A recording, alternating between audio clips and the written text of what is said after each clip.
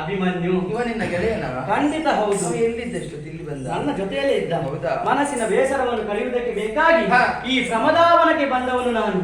ಇಲ್ಲಿ ನೀನು ಒಬ್ಬಳೇ ಬಂದದಲ್ಲ, ಅದೆಷ್ಟೋ ಮಂದಿಗಳು ಸಖಿಯರನ್ನೆಲ್ಲ ಒಟ್ಟು ಸೇರಿಸಿ ಒಬ್ಬಳಿದ್ದಾರೆ ಮತ್ತೆಲ್ಲ ಅಲ್ಲಿದ್ದಾರೆ. ಹೌದೌದು. ನಿನ್ನ ರೂಪವನ್ನು ನೋಡಿ ನಾ ಮನಸೋತಿದ್ದೇನೆ, ನನ್ನನ್ನು ಮದುವೆ ಆಗ್ತೀನಿ.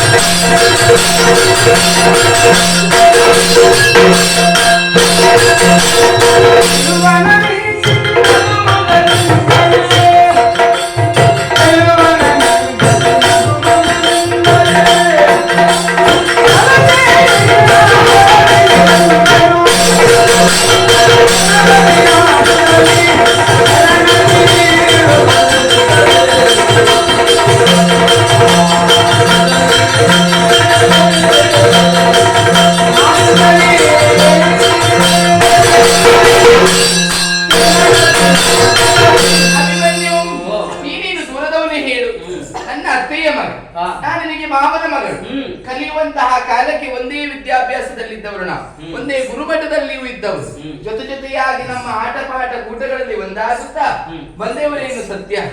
ಮತ್ತೆ ಒಂದುಂಟಲ್ಲ, ನೀನು ಹೇಳಿದ ಹಾಗೆ ಮದುವೆ ಆಗ್ತಿ ಅಂತ ಕೇಳಿದೆ ಅಲ್ಲ, ಆದ್ರೆ ನೀನು ಕೇಳಿದಾಗ ನನಗೆ ಸಂತೋಷವಾಯ್ತು. ಯಾಕೆ, ನನ್ನ ಮನಸ್ಸಿನಲ್ಲಿ ಒಂದು ಆಸೆ ಇತ್ತು, ಆಗುದಾದ್ರೆ ನಾನು ಈ ವರ್ಷ ಮದುವೆ ಬೇರೆ ಯಾರು ಇದ್ದಾರ?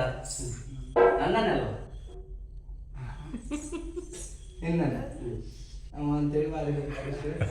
ನಿನ್ನನ್ನೇ ಆಗುದಿಲ್ಲ. ಹೌದು, ಯೋಚನೆ ಮಾಡಿ ಖುಷಿ ಪಟ್ಟದ್ದು ಯಾಕೆ?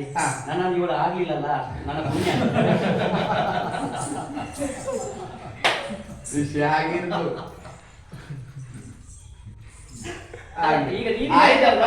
ಹೌದು, ಯಾಕೆ ಆಗುದಿಲ್ಲ ಅಂತ, ಯಾಕೆ ಆಗುದು ಬೇಡ ಅಂತ ಯೋಚನೆ ಮಾಡಿದ್ರು. ಅಪ್ಪ ಅಮ್ಮ ಬೇರೆ ಎರಡು ಹೋಗಿ ನೋಡಿರ್ಬೇಕು, ಹಾಗೆ ಯೋಚನೆ ಮಾಡಿರ್ಬೋದು. ಹಾಗಾದ್ರೆ ನಿನ್ನನ್ನು ಒಲಿಸಬೇಕು ಅಂತ ಆದ್ರೆ ಆದಷ್ಟು ಬೇಗ ನೀನು ನನ್ನ ಅಪ್ಪನ ಬಳಿಯಲ್ಲಿ ವಿಚಾರವನ್ನು ಹೇಳಬೇಕು. ನಿನ್ನ ಅಮ್ಮನನ್ನು ಕಳಿಸಿಕೊಡು, ಬಲರಾಮನಲ್ಲಿ ವಿಚಾರವನ್ನು ಹೇಳಿ ಕನಕಾಂಗಿ ಅಭಿಮನ್ಯುವಿನ ಕಲ್ಯಾಣ ನೆರವೇರಿಸಬೇಕು.